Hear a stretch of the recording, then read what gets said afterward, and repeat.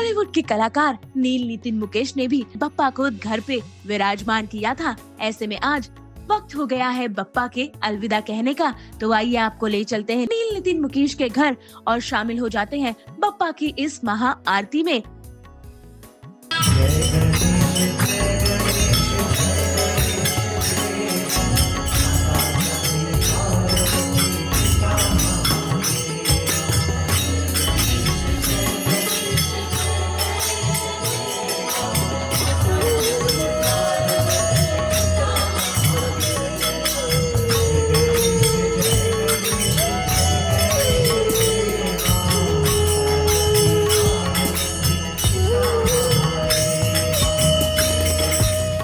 जरा देखिए कैसे नील नितिन मुकेश का पूरा परिवार बप्पा की भक्ति में लीन हो गया है और कर रहा है बप्पा का विसर्जन। शांताकारं भुजगशयनं पद्मनाभं सुरेशं विश्वाधारं गगनसदृशं मेघवर्णं शुभांगं लक्ष्मीकान्तं कमलनयनं योगिभिर्ध्यानगम्यं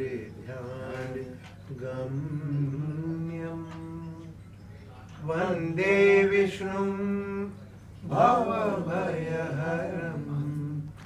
सर्वलोकैकनाथम्।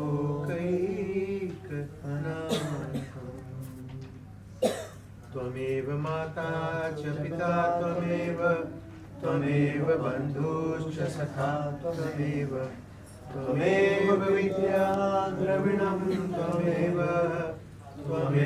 सर्वं मम देवदेव। गणपति बप्पा मोरया, मंगल मूर्ति मोरया, मंदिर मामा की जय।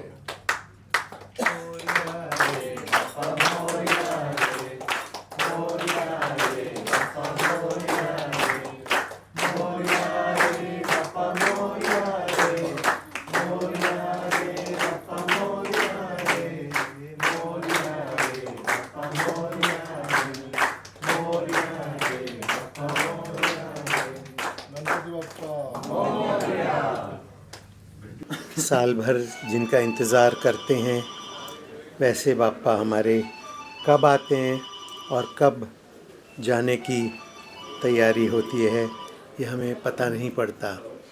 मैंने हमेशा 31 साल एक ही भावना रखी है मन में और सोचा है कि ऐसे लगता है कि जैसे नील का छोटा भाई विदेश से कहीं पढ़ते हुए यहाँ आया है 10 दिन की छुट्टी पर, और 10 दिन की छुट्टी के बाद साल भर के लिए अगर चला जाए तो आप सोच सकते हो कि एक पिता की क्या भावना होगी। आज थोड़ी उदासी हम सब में है, मगर ये खुशी है कि हमें बहुत आशीर्वादों से भरकर हमारे जीवन को अनुग्रहित कर बाप्पा फिर से अगले साल वापस आएंगे। आप मानिए नहीं, बस आज सुबह ही मेरी बात हो रही थी रुक्मिणी से, मेरी बीवी से, और मैंने उनसे कहा कि अगर ये कुछ और होता, अगर शूटिंग होती और 10 दिन लगातार शूट करना होता और इस पैमाने पे जहाँ सुबह से लेके शाम तक अगर एंटरटेन करना होता, बात करनी होती और लोगों से उन्हें हमारे घर में अगर उनका स्वीकार करना होता, उनका आगमन करना होता, तो शायद थकान बहुत होती अगर शूट होता। पर 10 दिनों में हम जितनी भी बप्पा की सेवा करते हैं थकान महसूस होती ही नहीं है, इतनी एनर्जी होती है। हाँ, अब 10 दिन ख़त्म होंगे, उनका विसर्जन होगा और कल से शायद एक हफ़्ता ऐसी थकान लगेगी और ऐसी मायूसी होगी कि घर सूना सूना लगेगा। मेहमान आते हैं जैसे घर में, बट ये तो हमारे घर के परिवार के हिस्सा हैं और वो वापस 10 दिन आए, यहाँ पे इतनी रौनक लगाई। जैसे पापा ने कहा कि बोर्डिंग स्कूल से आए हैं और बोर्डिंग स्कूल से वापस अब जा रहे हैं जो, तो ऑब्वियसली बहुत भारी दिल हो तो रहा है। बट अब मैं जानता हूँ कि प्रोसेशन के समय मम्मी और पापा बहुत नाराज़ होंगे, बट इसका पूरा श्रेय मैं अपनी माँ को दूंगा। हर साल बप्पा का विसर्जन होता है और अगले दिन से वो प्लानिंग शुरू कर देती हैं कि अगले साल क्या करेंगे। बट हर साल कहीं ना कहीं एक हम थीम अपने दिमाग में रखते हैं, मम्मी भी जब प्लान करती हैं अपने एक थीम अपने दिमाग में रखती है। जैसे पिछले साल 30 साल हो चुके थे तो पर्ल एनिवर्सरी हमने सेलिब्रेट किया बप्पा का। इस साल नमन मेरे छोटे भाई की शादी है नवंबर में, और उम्मीद कर रहे हैं कि राजस्थान में हो, उदयपुर में हो, जहाँ मेरी शादी हुई। तो जैसे आपने अगर डेकोर देखा होगा तो पूरा राजस्थानी डेकोर, अंदर भी बप्पा की पूरी जो सजावट थी राजस्थानी थीम पर थी। उनके अंगवस्त्र घर पे बनते हैं और उस पर भी एक डोली बनी हुई है, एक बारात बनी हुई है और एक घोड़ी भी है जिस पे एक दूल्हा भी है। और जितना आप श्रृंगार उनका देखते हैं मेरे पिताजी करते हैं। उनका मुकुट वृंदावन से आता है, मेरी बहन कानपुर में भी आई हैं, वहाँ पे वो वृंदावन से बना के यहाँ भिजवाती हैं। तो हर साल जो है हर फैमिली मेम्बर का कोई ना कोई कंट्रीब्यूशन रहता है।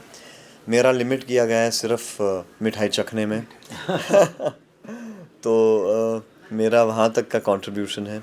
बट बहुत खुश हूँ कि हमारे परिवार में नुरवी भी आई 6 साल पहले। अब आप देख रहे हैं कि नुरवी भी कैसे जोर शोर से इन 10 दिन के सेलिब्रेशंस को कैसे एंजॉय करती है। और अब नमन की शादी है तो त्रिशोना जो नमन की फियांसे है वो भी इस परिवार का हिस्सा बनने जा रही है। रुक्मिनी तो है ही। तो उम्मीद कर रहे हैं कि परिवार भी ऐसे बढ़ते रहें और हमारे लिए ये 10 दिन छोटे होते रहें और हम और इन उम्मीद से और भावना से इनकी सेवा करते रहें। हमारी नुरवी ये शर्मा रहा है बताते हुए, पता नहीं क्यों। नुरवी का जन्म 6 साल पहले गणपति के दिनों में ही हुआ था, एकादशी वाली तिथि पे। तो अब सबसे खुशी की बात ये होगी कि आजीवन गणपति के इन 10 दिनों में एकादशी वाले दिन हम नुरवी का जन्मदिन मनाएंगे। उसका नाम रखा गया नुरवी। लता दीदी ने एक भजन गाया था, सुख करता दुख हरता वार्ता विघ्नाची, नुरवी पूर्वी प्रेम कृपा जयाची। तो उसमें से नुरवी हमने उसका नाम नुरवी न से रखना चाहते थे, तो बापा ने ही नाम रखा उसका। और बापा की उपस्थिति हमारे जीवन के हर क्षण में, हर कदम पर। मैंने शायद 2-4 किलो पहले ही कम घटा लिए थे क्योंकि मैं प्रिपेयर था कि इन 10 दिनों में मैं अगर कुछ डाइट का यहाँ पे मांगूँ तो लड़ाइयाँ हो जाएंगी। बस हर दिन एक नया किस्म का एक प्रसाद बनता है हमारे घर में ही। हम कभी भी बाहर से प्रसाद मंगाते नहीं, हम घर पे ही हर दिन उनका भोग लगाते हैं और प्रसाद जो है जो चढ़ाते हैं हम, और जो हम अपने दोस्तों में और हमारे परिवार के सदस्यों में बांटते हैं। तो घर पे हमारे महाराज जी हैं जो वो बनाते हैं। तो मेरा सबसे पसंदीदा जो है वो खोपरा पाक है। बट ऑब्वियसली मोदक बनते हैं, लड्डू बनते हैं। कल उन्होंने एक मिक्स फ्रूट की एक मिठाई बनाई जो अब तक मैं खाए जा रहा हूँ। ये अपने आप को दिलासा दे रहा हूँ कि मिक्स फ्रूट है तो शायद इट्स हेल्दी ऑल्सो, क्योंकि ड्राई फ्रूट्स होंगे उसमें, अंजीर है, खजूर है। बट आई थिंक कहीं ना कहीं ये पच जाता है अच्छे से। ये सिस्टम में शायद दिखता नहीं है। अब जैसे कहा कि 10 दिन बाद सब दिखना शुरू होगा। नील की दादी गुजरातन थी, मेरी माँ गुजरातन थी, तो मोहन थाल और मगज़ ज़रूर बनता है।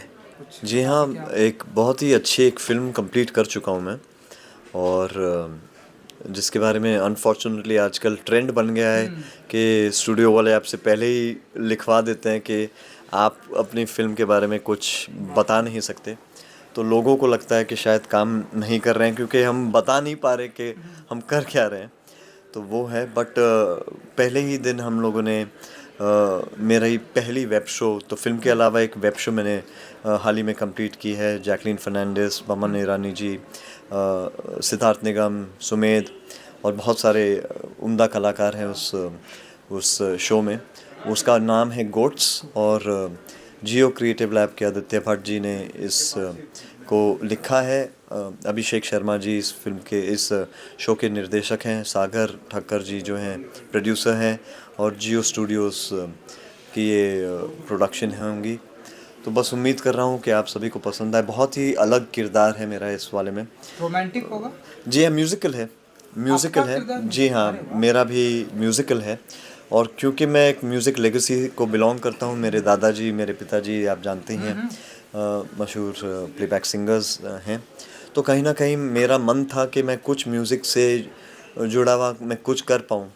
और मैं खुद पियानिस्ट हूँ, पियानो बजाता हूँ, तो उम्मीद तो थी मगर खोज भी थी कि कुछ अगर ओटीटी पे आ रहा है कुछ, तो कुछ अपनी ऑडियंस के लिए कुछ नया लेकर आऊँ अपने पॉइंट ऑफ व्यू से, क्योंकि वो मार-धाड़ वाली फ़िल्में देख चुके हैं, थ्रिलर्स मेरे से देख चुके हैं और ऑफ़र्स जो आते रहते थे उस समय तो थ्रिलर्स ही थे।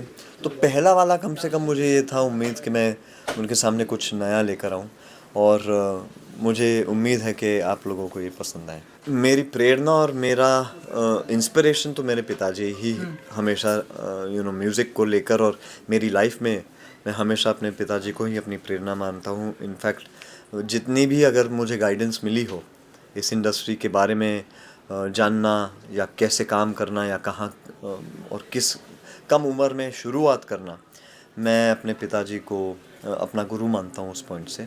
उन्होंने बहुत ही कम उम्र में मुझे एक बहुत बड़ी सीख दी है ज़िंदगी में, और मैं उनका हमेशा आभारी रहूँगा उस पॉइंट से। But but I am saying कि मैं ज़रूर इतना कहना चाहूँगा कि इस शो में इस किरदार के पास जब ये किरदार मेरे पास आया, तो पहला जो फ़ोन कॉल गया वो मेरे पिताजी को था, और मैंने उनसे कहा कि म्यूज़िकल है और इसके एक्सप्रेशंस, इसका कैरेक्टर, इसका जितना भी मुझे आइडिएशन करना होगा और इसकी स्टडी करनी होगी, वो मुझे आपके साथ ही करना होगा, आप ही को देखकर करना होगा, और आपको मुझे हर पॉइंट पे करेक्ट करना होगा। तो मैं उम्मीद कर रहा हूँ कि जो पर्दे पे दर्शाया है इन्हें भी ठीक लगे, क्योंकि म्यूज़िकल है तो डर लगता है, इसलिए अभी तक तो अपना म्यूज़िक डेब्यू किया नहीं है, बट बहुत जल्द वो भी होगा। बट आधे समय तो डर लगता है कि जब आपके पिताजी और आपके दादाजी इतने इलस्ट्रियस सिंगर्स हैं, तो आप भी कैसे उस चीज़ को हैंडल करें।